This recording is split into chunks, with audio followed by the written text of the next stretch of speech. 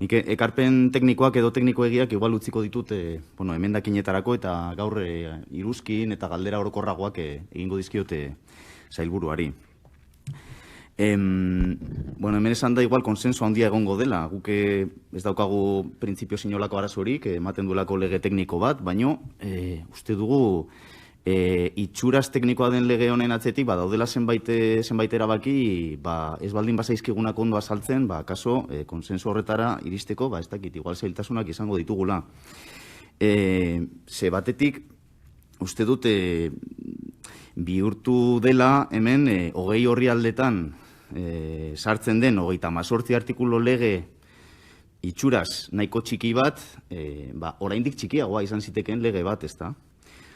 Azkenean luzeegia egiten zaizu. Zuk esan duzu orain, se hace remisión específica a la legislación sectorial. Ez que lege osoa dago beteta, 38 artikulu horiek daude beteta, beste legislazio sektorialei egiten zaizkien erreferentziekin. Eta, karo, iristen da momentu bat, non galdetzen duzun zure buruari, orduan, zertarako da legea. Zertarako da legea, artikulu guztietan, edo askotan, igual esageratzen ari naiz pixka bat, askotan egiten zaio referentzia beste lege batzuei.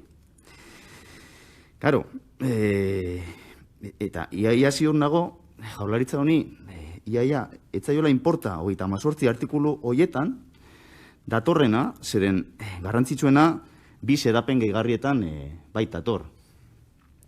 Eta hori esaten dut, irakurri ondoren ateratzen den ondorio bezala, baina baita ere legearen bilakaera ezagututa, ezta?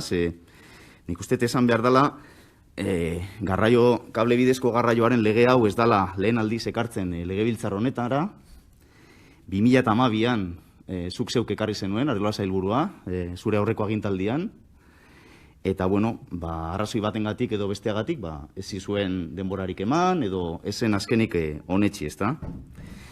Gero, jaurlaritza aldatu zen, etorri zen EAJ, Oregi sailburuari ez hitzaion iruditu, zuretzat beharrezkoa zen lege hau, ez hitzaion iruditu hain beharrezkotzat, ze okerrez banago, bere 4 urtetan, etzan hemen ezer mugitu legearen inguruan, bestela, eskertuko nizuke, zuzenduko baninduzu zure txandan, eta Tapia sailburua ailegatzen denean jaurlaritzara, sartzen du lege honen edukiaren laburpen bat mugikortasun jasangarriaren legeko kapitulu batean.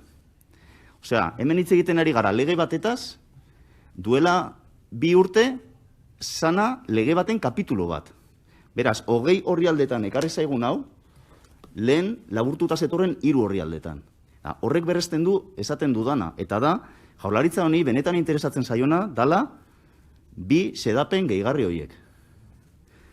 Alegia, egiten ari gara lege oso bat, 2 xedapen gehigarri aprobatzeko. Orduan, guazen ikustera zer datorren 2 xedapen gehigarri horietan. Eta esaten ari naizela, igual ez dala beharrezkoa lege hau, eta niri gustatuko litzaidake zure hitzetatik entzutea zergatik den beharrezkoa, ez dugu guk bakarrik esaten, Ekonomia eta Gizarte Kontseiluaren diktamenean bertan esaten da hori.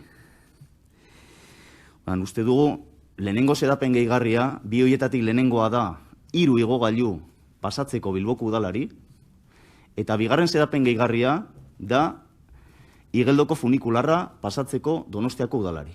Horretarako da lege hau. Horretarako. Zeintzuk diren 3 igogailu horiek, Solokoetxe, Begoña eta Arangoiti. Karo, 4 azpiegitura horiek, aipatu ditan 4 azpiegitura horiek, egia esan legeak afektatzen die beste batzuei, baina batez ere 4 hauetan egongo dira edo egon daitezke aldaketak. 4 azpiegitura hauek oso zaharrak dira. Zaharrena Igeldoko funikularra da, 1912koa, beraz 110 urte dauzka. Gero dator Solokoetxeko igogailua dala 1934koa. Gero Begoñakoa, 1944koa, eta Arangoitikoa 54koa. Beraz, galdera litzateke, ez alzen nahikoa egin nahi duzuena egiteko hitzarmen batzuk egitea besterik gabe? 2 hitzarmen edo azpiegitura bakoitzarekin bat beharrezkoa baldin balitz, 4 hitzarmenekin, ezta?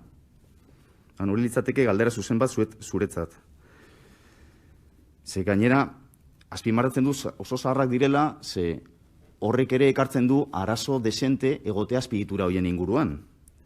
mantenimendua, eta abar. Da gainera, ez bakarrik mantenimendua, adibidez, Soloko etxeko igogailuak badauzka mantenimendu arazoak, izan ditu izunak mantenimendu eskasagatik, baina 3 igogailuetatik 2 itxita daude.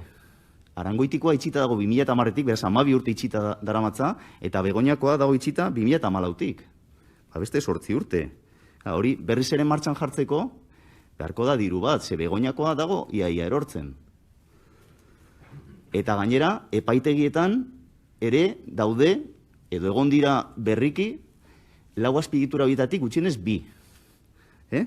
Begoñakoan, okerez banago, irabazi zizuen Jaurlaritzari epai bat, eta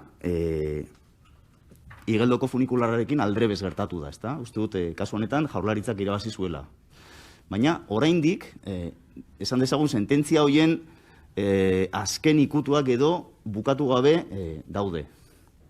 Igual galdera izango litzateke, zer falta da sententzia horiek ja guztiz amaitzeko, eta zenbat diru sartu beharko luketen udalek 4 azpiegitura horiek martxan jartzeko, ezta?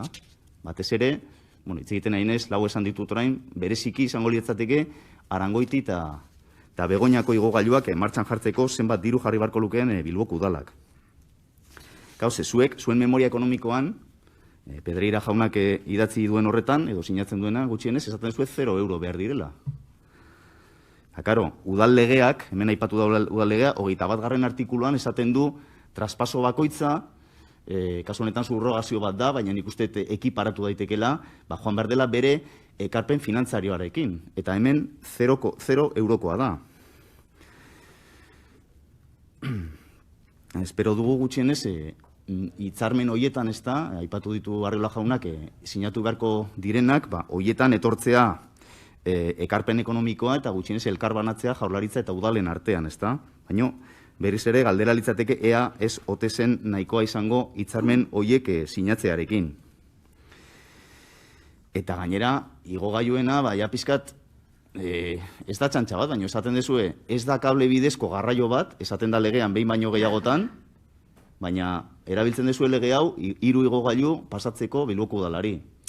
Pizkat arraroa bada. Ez gaude aurka, Igual udalak kudeatu behar ditu. Ez dut esaten ezetz, baina uste dugu, berarekin kontatu beharko dela, hitzarmen batzuk sinatu beharko direla, gastoak elkarbanatu beharko direla, ondo aztertu beharko dela zenbat diruz ari garen, eta horretaz ez da ezer esaten hemen, eta pizkat alde horretatik, pizkat harrituta gaude. Badakit lege bat dela, lege batean ezin dira igual planifikazioarekin nahaztu gauzak, baina eranskinetan eta zaziteken ez da. Uste dut, txostenen batek eskatzen dizuela eranskin ekonomiko bat egitea. Ja, memoria ekonomikoaren berzio osagarri bat egin zenuten, ez da? Pizkat ikusita zer eskatzen zizueten, ze orain esaten ari naizena txosten batean baino gehiago dator, ideia hori. Alegia, lege hau ez datorrela berarekin batera laguntza ekonomiko batekin edo neurri finantzario batzuekin.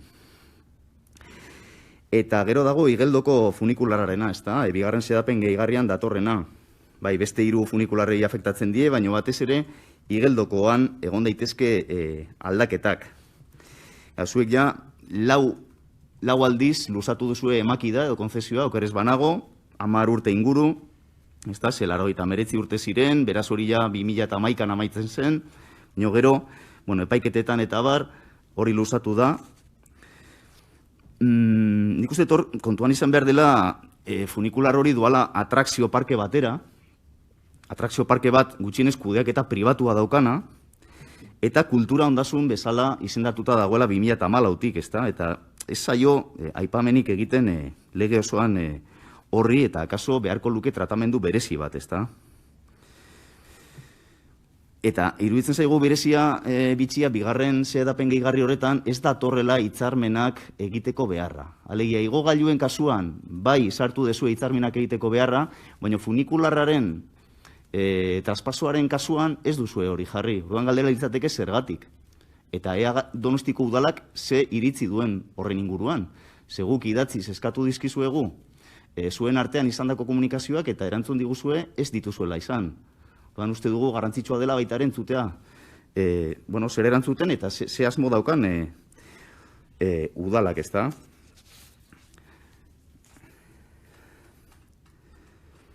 Beraz, esan bezala uste dugu beharrezkotasuna gehiago argitu beharko litzatekela